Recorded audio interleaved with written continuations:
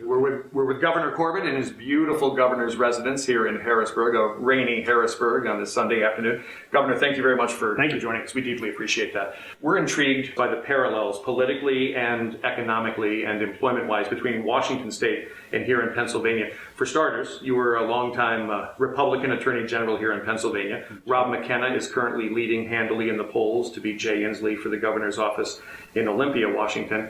Tell us how the two of you first came to know one another. Well, first off, I wish him well in the election in November.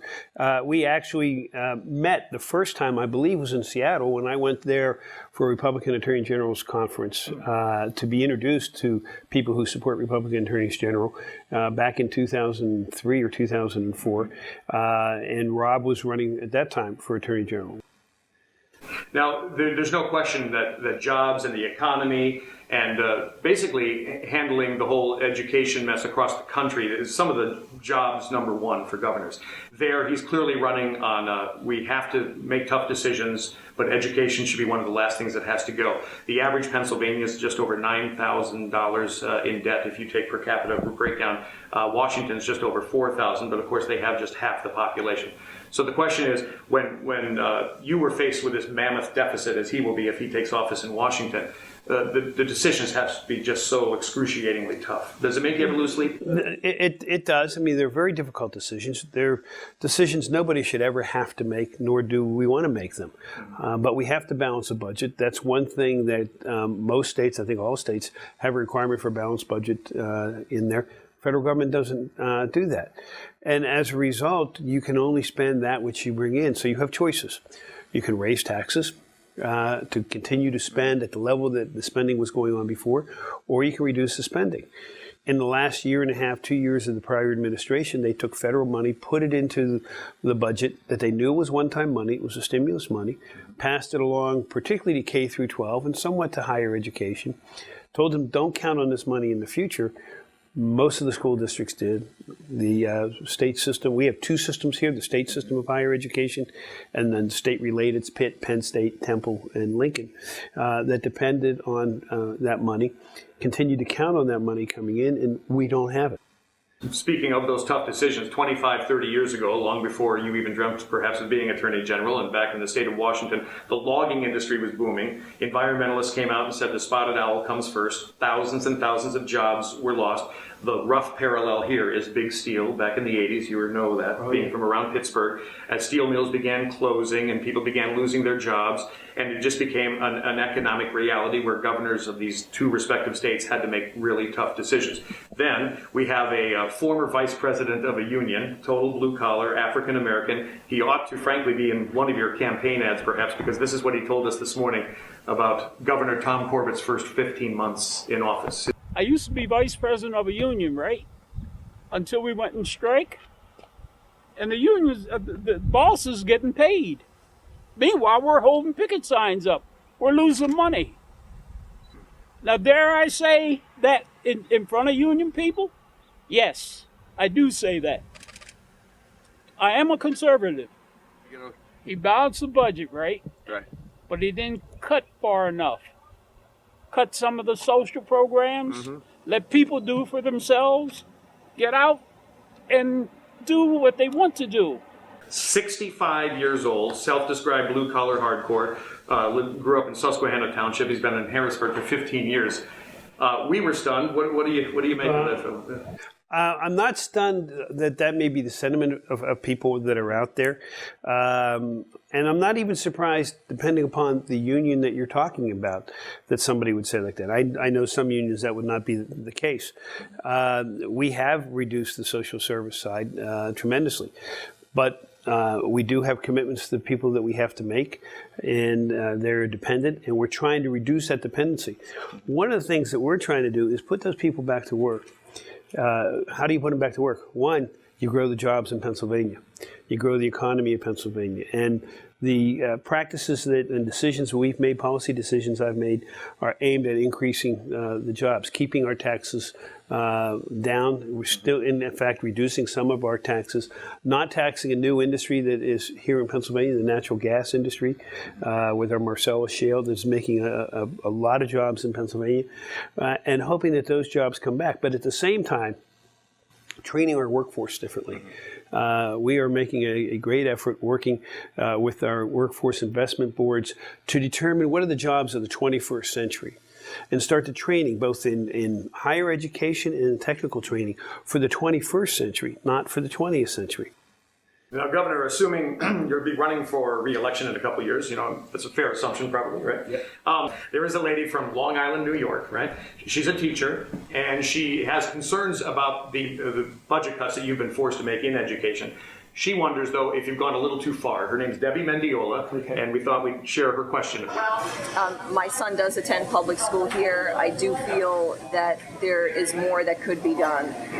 As far as budget, for example, in my son's district, they're considering cutting the special programs in kindergarten like art, music, just for kindergartners. That's a concern to me because my daughter will be going to kindergarten in a year's time. So I think that definitely there could be more done to save, especially some of these special programs that kids coming into school for the very first time, not having the experience of art or music in public school. I just think that it's a shame. So there's a registered Republican. She voted for you and says she will again. She is clearly someone who likes you. And even though the approval rating you probably would like to see a little higher, here's somebody with a legitimate concern about education. Well, and I hear that quite a bit. First off, I go back, 40% of our money goes to education. What I have been urging in the last couple of weeks is for people like Debbie to go to her school board and talk about how they are spending the money. If you look at some of the contracts that the unions are getting, the teachers' unions here in Pennsylvania, and I assume you have them in Washington State, they continue at 2%, 3%, 4% increases every year during the recession. There aren't too many other places, even in the private trades unions, that have seen that kind of increases during the recession. And when I see teachers are being laid off, in many instances, that's because in that school district, and we have one that I was just up near on Friday of last week, they haven't done anything to make any kind of concession to help the younger teachers. And you have the school boards continuing to lay off on things that the younger teachers are the first ones to go. And unfortunately, art is not a critical course that you need. It's a nice course to have. And it's a little bit between the must-haves versus nice-to-haves. We have money for the must-haves, and we have to stick to that. Social issues, gay marriage. You and Rob McKenna both oppose anything but traditional marriage as defined by a state constitution. And so does our Constitution. And so does our Constitution, and a majority of Pennsylvanians. Right. So then moving on to ultrasound, which I know is always a touchy subject, you made clear that in so many words, a woman doesn't have to watch. Right. Well, the question was asked of me, and if you saw the whole press conference, and the media there didn't bat an eye at it, I said, you can't make somebody watch it. They can put the monitor in front of them, but you can't make them watch it. Right. And the fact that there are... But let me talk about it. Please. I think it's important to note, I think we have over 30,000 abortions a year in Pennsylvania. Now, I am the now grandfather. I'm an adopted son. I think adoption is a much preferable way to go. And when you see that kind of number, if an ultrasound, which is not invasive at all, would convince somebody maybe to carry that baby to term and give it up for adoption and save that life, I think that's the way to go. You being you actually having been an occasional listener of my sports radio show in Pittsburgh, it can be rough and tumble. You get a verbal pop to the jaw. Here's yours, Governor. I know you can take it. This is from a woman named Linda at the train terminal. It's horrible. It is. It's a disaster, especially with education. I'm an inner city was an inner city school teacher, and what he has done, I mean, we're scrambling to we're cutting kindergarten next year probably because we just don't have the money, and the fact that he refuses to tax anybody or anything and puts it back on the municipalities. And as a city resident, of course, I'm paying, there's no tax base in Harrisburg, so I'm paying enough taxes the way it is.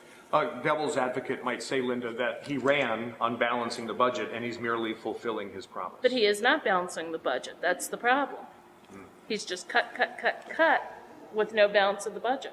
Now, that's probably a gal who doesn't understand that when it comes to Marcellus Shale, that counties are generating the revenue through fees paid by the companies. But doesn't she perhaps have a point on municipalities in terms of generating revenue?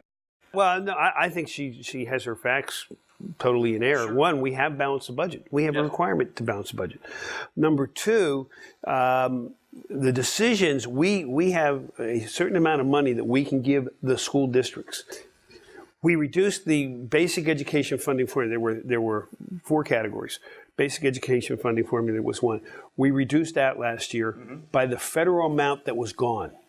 Right. Okay. This year, we actually are increasing that basic funding formula. Then there's money that goes to special education, money that goes to transportation, and money that goes to the pensions. I think it's the pensions. I forget what the 4th category is.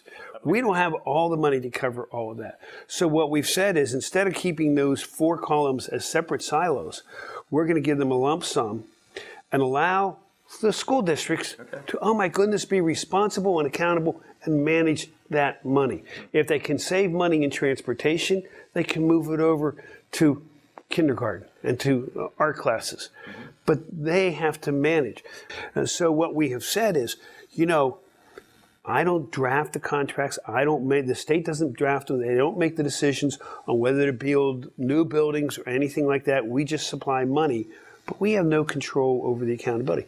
But guess who does? The school district does. And voters vote for the school district directors. Shouldn't the school districts be the ones that are making that decision? That's different than the municipalities. The school districts are the 500. So what we're doing, and I saw this in a letter to the editor, a school director said, well, the governor's making us do the dirty work. Yeah, it's not dirty work. It's making you accountable for how you spend the money.